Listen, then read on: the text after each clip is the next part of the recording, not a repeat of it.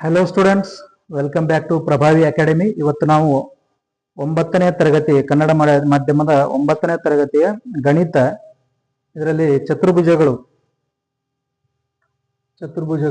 ಇದರಲ್ಲಿ 8.1 ಅಭ್ಯಾಸದಲ್ಲಿ 6ನೇ ಲೆಕ್ಕವನ್ನ ನೋಡೋಣ. ಇಲ್ಲಿ ಏನ್ ಹೇಳ್ತೈತಿ ಅಂತಂದ್ರೆ, ಇದು ABCD ಒಂದು ಸಮಾಂತರ ಚತುರ್ಭುಜ ಅಂತ. AP ಮತ್ತು CQಗಳು ಎ ಮತ್ತು ಸಿ ಶೃಂಗಗಳಿಂದ BD ಕರ್ಣಕ್ಕೆ ಎಳೆದ ಲಂಬಗಳಾಗಿವೆ. ಚಿತ್ರ 8.13 ಗಮನಿಸಿ. ಇದರಲ್ಲಿ ಒಂದನೇದ್ದು ತ್ರಿಭುಜ APB ಸರ್ವಸಮ ತ್ರಿಭುಜ CQD ಅಂತ. ಇನ್ನೊಂದು ಎರಡನೇದ್ದು AP = CQ ಎಂದು ತೋರಿಸಿ ಅಂತ ಹೇಳ್ಯಾರ. ಹಂಗಾದ್ರೆ ಇಲ್ಲೇ ಇದೊಂದು ಚತುರ್ಭುಜ.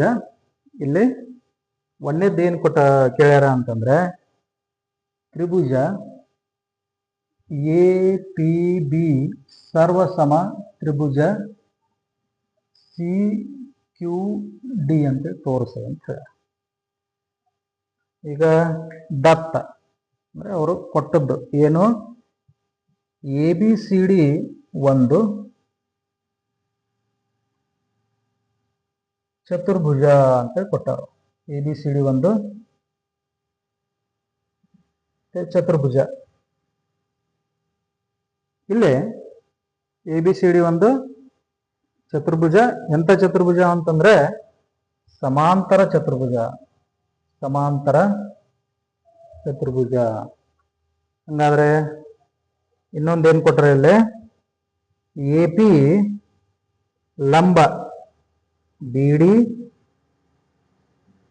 ಹಾಗೂ CQ ಲಂಬ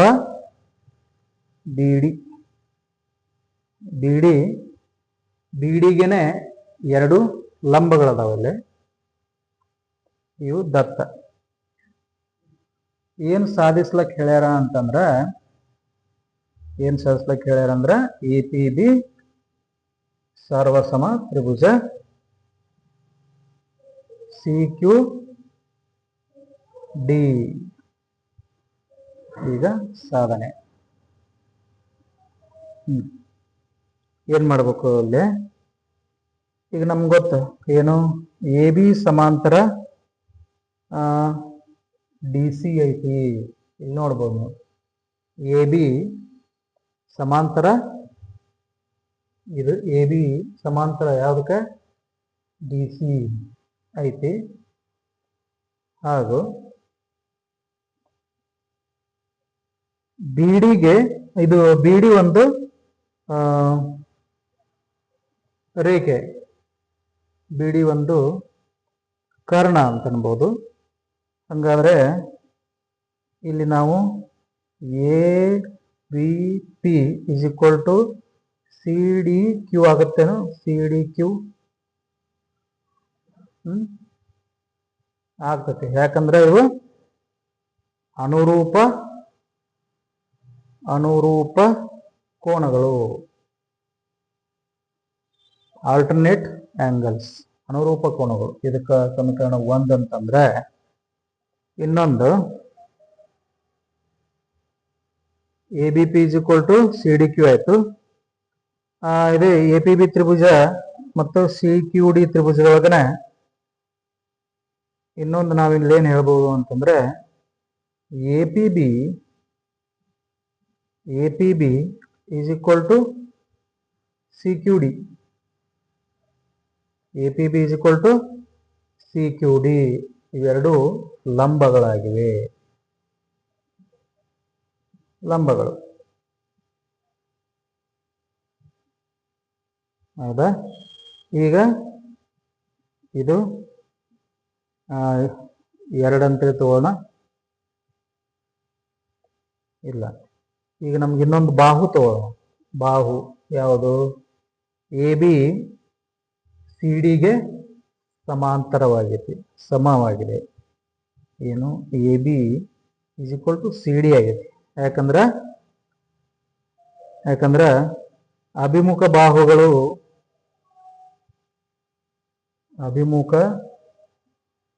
ಬಾಹುಗಳು ಸಮವಾಗಿರುತ್ತವೆ. ಯಾವ್ದ್ರೊಳಗ? ಸಮಾಂತರ ಚತುರ್ಭುಜದೊಳಗ ಅಭಿಮುಖ ಬಾಹುಗಳು ಸಮವಾಗಿರ್ತವೆ. ಈಗ ತ್ರಿಭುಜ ಎ ಪಿ ಬಿ ಸರ್ವಸಮ ತ್ರಿಭುಜ ಸಿ ಕ್ಯೂ ಡಿ ಅಂತ ಹೇಳ್ಬೋದು ನಾವು. ಯಾಕಂದ್ರೆ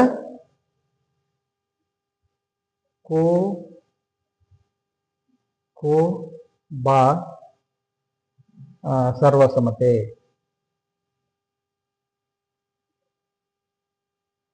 ಸರ್ವಸಮತೆಯಿಂದ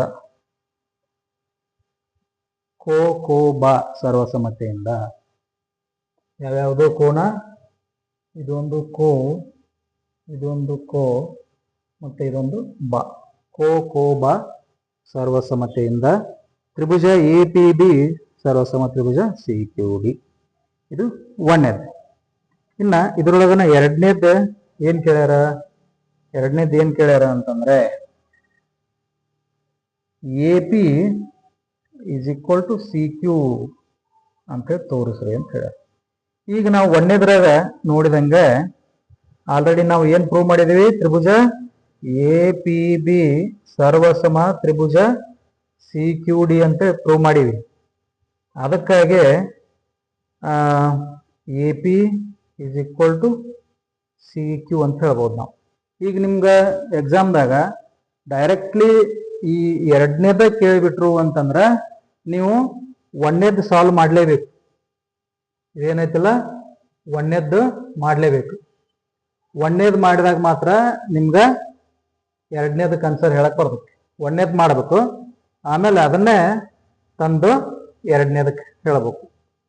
ಇಲ್ಲಿ ಸರ್ವಸಮ, ಇವೆರಡು ಸರ್ವಸಮ, ಮತ್ತೆ ಸರ್ವಸಮ ಇರೋದ್ರಿಂದ A P is equal to C Q ಅಂತ ಹೇಳ್ಬೇಕು. ಯಾಕಂದ್ರ ಸ3 ಅ